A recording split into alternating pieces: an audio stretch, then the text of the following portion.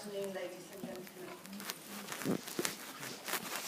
So I'm going to look at from the literature, but also present to you today three quite different cases.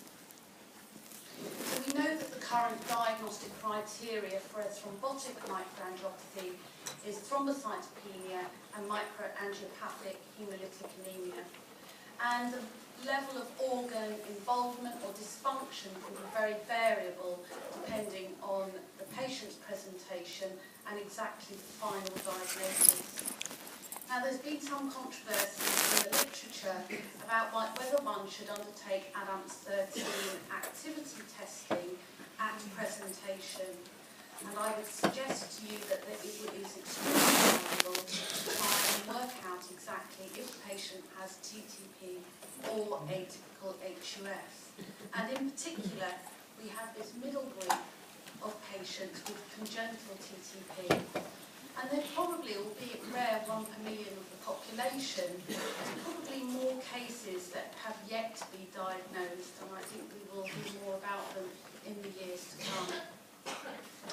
The other reason why I think it's important to undertake ADAMTS 13 analysis, aside from the comments made from my colleagues, where you cannot differentiate from the organ involvement which condition is that a very good paper by Zuber, which tries to differentiate based on platelet count and serum creatinine at presentation as to whether a patient will have TTP or atypical HUS. I think we need to be mindful that this particular paper is evidence from a country, but also it's been put together by experts who have a very large practice and experience. So we had a look at our own data from the UK TTP registry just to see the level of overlap in platelet count and creatinine levels to see if the Zuber paper actually confirmed what we actually didn't feel was necessarily correct. And you can see from here that the platelet count can be less than 30,000 in about a third of patients with atypical HUS, and is more than 30,000 in 17% of patients with TTP. Similarly, about 15% of our TTP cases can have a creatinine at presentation of over 150,000. But I think it's quite clear what the ADAMTS 13 levels are in these groups, both STEC, atypical HUS, TTP and other secondary TMAs. It really can differentiate between the two conditions. So some of the data that I'm going to present over the next couple of slides is from our own institution and our work with TMA patients admitted to the intensive care unit. But I don't think it varies very much from those institutions in France or other parts of Europe where there is a collaborative approach.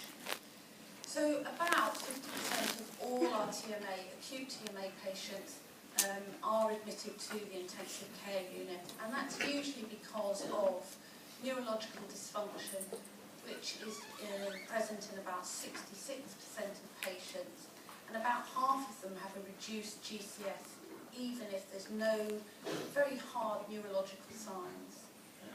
Next is cardiac signals. Now, in many of these patients, this may not be obvious at presentation, and usually ECGs, echocardiograms are normal, and it's usually based on a very high troponin level. And in about 17% of patients, it's because of other, so either post-cardiac arrest or multi-organ failure. So we had a look at the mortality in our cases and in the general ICU. The overall mortality in our group of patients, TMAs, was 8%, and the mortality in ICU for a similar group of patients was 23%.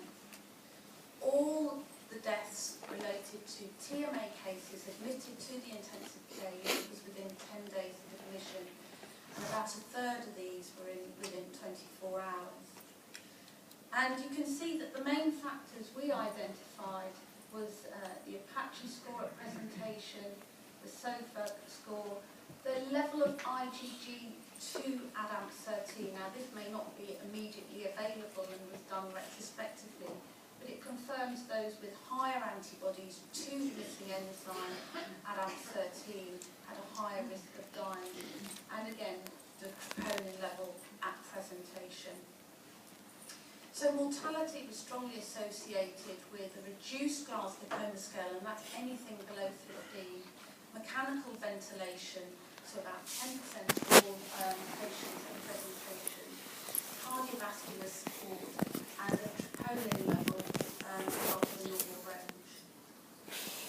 So going on to treatment, we've spoken at length about the impossibility of differentiating exactly what TMA it is when patients first present, and therefore it's important that a baseline therapy of plasma exchange is undertaken for all, obviously having taken at least the ADAMTS13 samples, but the routine laboratory parameters. So we talk about it more likely being HUF if patients present with AKI, or if they have more neurological or cardiological involvement, it's more likely to be TTP. But again, I think we need to undertake an ADAMTS13 activity to really be quite sure. Now the reason that this is important is because the next management line for patients really is far more diverse. So here's case one. We had a 23-year-old young lady who presented a number of years ago. And she had a very nondescript 1-month history of headaches, neck pain, just feeling generally tired and nauseated. And then a more brisk 4-day history of a rash, diarrhea and vomiting. It was not bloody diarrhea, and PV bleeding. Her past medical history, there was nothing particularly special about it, and she only took sertraline, which she'd been on for quite some time. And she was with one of 7 children, but there was no positive family history. So when we first saw her, she had this widespread petechial rash. There was no focal neurology, and otherwise examination was quite normal. Hemoglobin was 9, platelets were reduced to 29,000, typical Maha blood film, normal coagulation, and a creatinine of 260 micromoles with a very raised LDH, but a negative pregnancy test, which will be relevant in a moment. So as per our protocol, she was transferred to intensive care, queried TTP, and underwent plasma exchange. She was clearly dehydrated at presentation, but her blood pressure was acceptable and apyrexial. So she had our standard protocol for the first few days, so she had 1.5 volume plasma exchange. She did receive methylprednisolone, and it was noted that her platelet count really didn't improve as quickly as one would expect given her clinical state, and her creatinine was increasing. On day 3 she developed left arm weakness. She had intensification of the plasma exchange. The CT scan of her head was normal, and the ADAMTS13 level was also normal. In fact, we had this before day 3. So this was in the era pre-availability, really, of eculizumab. She clearly did not have TTP, although some people still suggest that there is patients that have TTP with a normal ADAMTS13 activity. She had a normal activity, but all other parameters possibly could be in keeping with it. And as I say, eculizumab or Soliris was not available at that time. I think they were still undergoing the clinical trials. And we were allowed to get the Soliris, our hospital paid for it. It wasn't compassionate use. And therefore, giving it to the patient was more delayed than it would be in this current era. And its effect really was very, very dramatic. So you can see here that the creatinine had started to turn but decreased very quickly, and similarly a platelet count went into the normal range promptly. So to tell you a bit more about this young lady, she went home very quickly, had 3 doses of eculizumab, everything was completely normal, and then promptly got pregnant. Hence, I told you about the negative pregnancy test previously. And one would expect that we would have to be extremely cautious in that situation. She actually had no problems during pregnancy at all, not until she received live vaccines in conjunction with her baby daughter, and then she had a relapse of her atypical HUS. So if we consider the complement system, this is the pathway that we need to concentrate on. It's the alternative pathway. And really the important bit is the terminal part from C5 to C9. And essentially overactivation of that pathway because of a defect in one of the controlling proteins results in atypical HUS.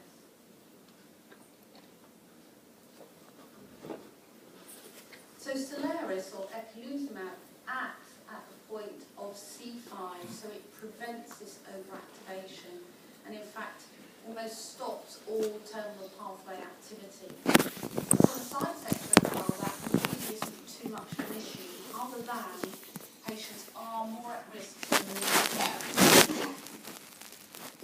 But as discussed, it's not just the system that's involved, and complement overactivation is certainly implicated in many of the extrarenal features that we do see in patients.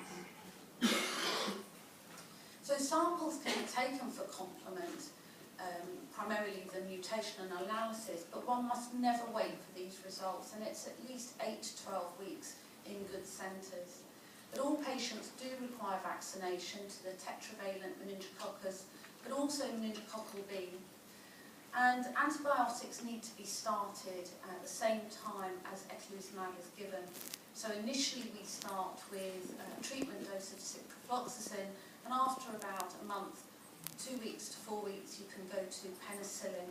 And the penicillin prophylaxis is really very important to reduce to a very low level the risk of meningococcal sepsis, which is a real phenomenon.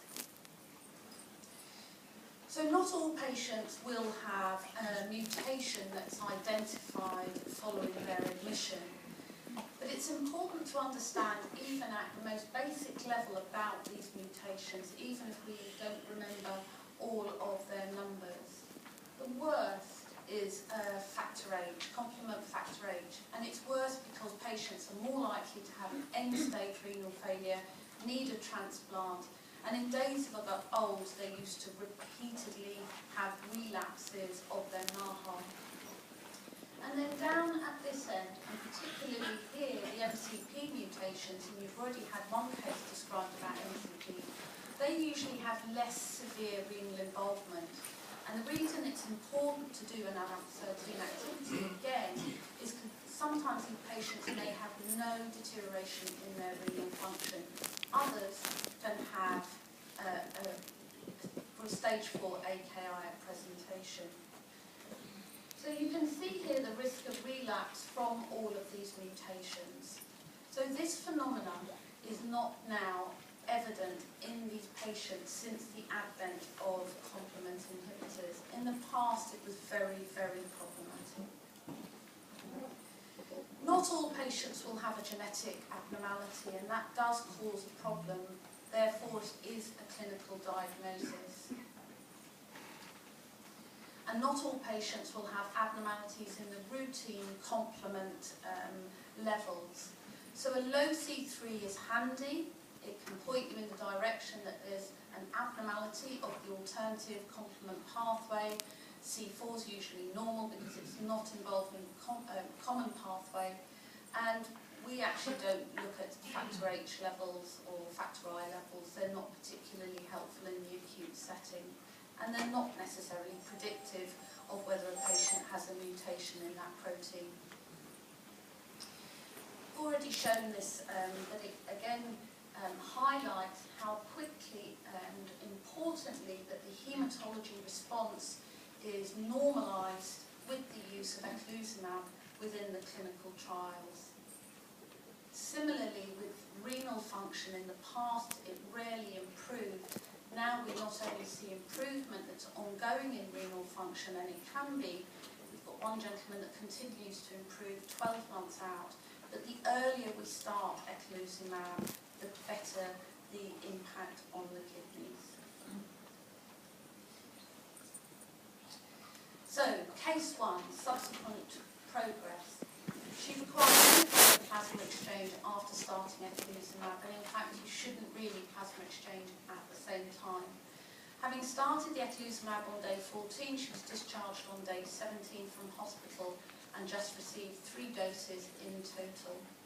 In fact, her genotype identified that she had a previously uncharacterised defect in factor B, and this was thought to be a novel mutation. I think I've already mentioned this, but the differential diagnosis of TMAs with a normal ADAMTS13 activity, we need to exclude a number of conditions, but atypical HUS has to be one of them, and the prompt use of a complement inhibitor therapy for those patients. So case 2 is slightly different. 27-year-old gentleman, previously completely fit and well, went to his GP just feeling generally unwell, and he had a petechial rash with a reduced haemoglobin and a platelet count of 5,000 and a very high LDH. He went to his local hospital, started on plasma exchange, given methylprednisolone. His ADAMTS13 activity level was identified at being very low, in keeping with the diagnosis of TTP, but there was no improvement in his platelet count, although at that time he was clinically stable, and he started on rituximab, which is a monoclonal anti-CD20 that we use to clear antibodies in TTP. He started that on day 6. However, over the next 24 hours, he developed really significant neurology, resulting in the necessity to intubate him, and he was transferred to our unit. We continued with the therapy that the previous hospital had started and intensified his plasma exchange, but still there was no response in his neurological state, his platelet count, or his hemolytic features. And then day 4, after arriving, he had a very big GI hemorrhage, and platelet count at that time was 4,000, and indeed did have a transfusion of platelets. And I can count on my hand the number of patients who've had platelets transfused who have had acute TTP. He was given further other therapies that we use in TTP. So we started on N-acetylcysteine, which I feel has a protective organ function in these patients. Mycophenolate. He continued with rituximab every 3 days, and still he did not improve. So in total, he had 36-day admission to ITU